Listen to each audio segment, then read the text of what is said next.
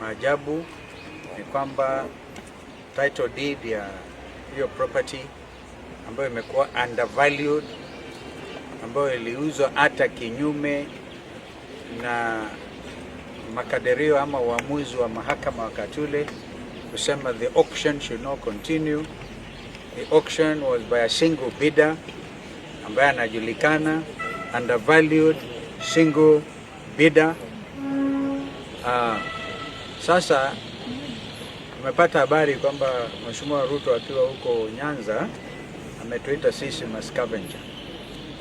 Na sisi tunasema kama scavenge ni kufanya haki kikatiba, kisheria, basi na iwe hivyo.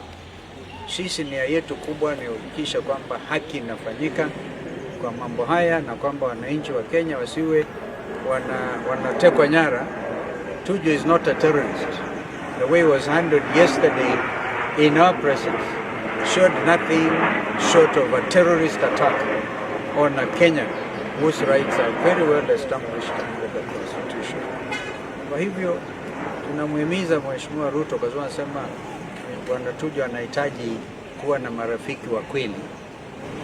Yeye sasa ajitokeze hawe rafiki ya kweli. Wacha sisi tuwe mascavenger na yeye kwa sababu ndiye anashikilia nyama. Na nyama ni title deed ya dari. Yeye ndio voucher anaishikilia. Tunamwambia aiangushe. Akiangusha jamii ya Bwana Tuju itapona. That's all we are asking.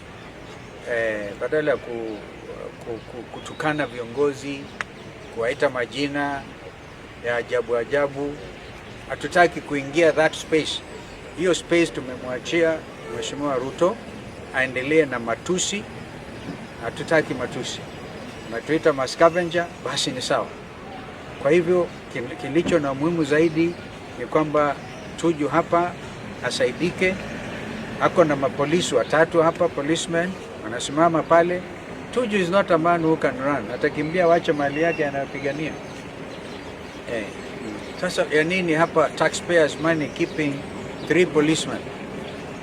Tunamshukuru Dr. Gekonya kwa sababu anawapatia hata lunch, wanakula ile chakula ya wagonjwa. Imagine. Hii policeman hapa alituambia wazi, jamaa wana njaa, na wao wanafanya duty yao.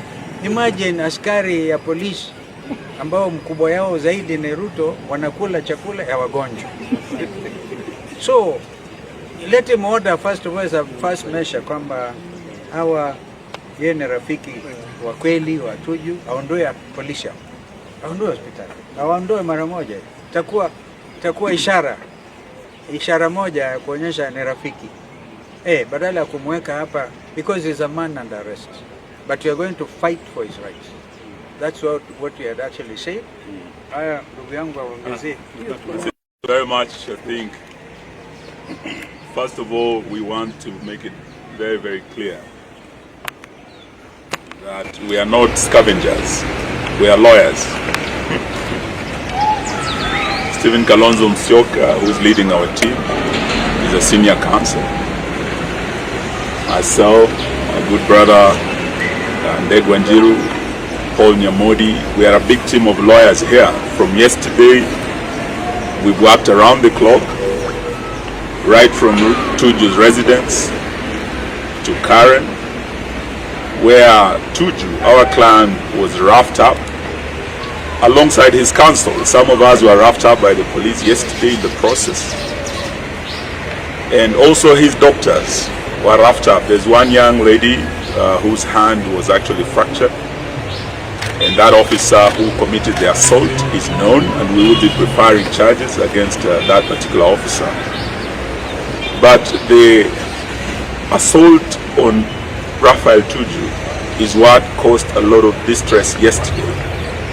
And for hours we were all asking these officers to do what was necessary to ensure Raphael Tuju, who was writhing in pain because of the injuries to his back, that was a pre-existing condition after the accident, but that was actually aggravated by the assault by the officers who tried to force him into the Subaru from Honorable Kalonzo's vehicle. And for over 18 hours, the officers who are present at Karen police station did not hear the pleas from ourselves as Tuju's lawyers, from the family, and also from the medics, because Dr. Gikonyo has sent a very strong team with an ambulance to evacuate Tuju to bring him here at Karen Hospital for treatment. This is where Tuju was treated for many weeks after that accident. So his doctor who managed him and his back was available to him. The equipment is here. And all those facilities, Tuju was denied for a period of over 18 hours from yesterday afternoon to this morning. He was held in a very cold cell without these facilities. And overnight, as he was held, his situation deteriorated. And that is why he was brought here hurriedly in the morning, because these officers were ashamed to carry this man in an ambulance to court in Kibu.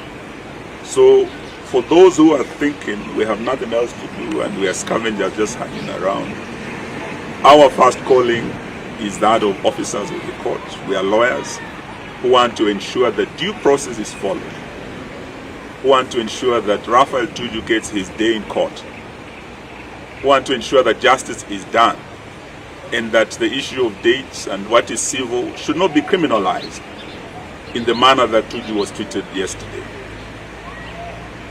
We have, from court, come to visit our brother here, and we've had a session with the doctors, a briefing from the doctors.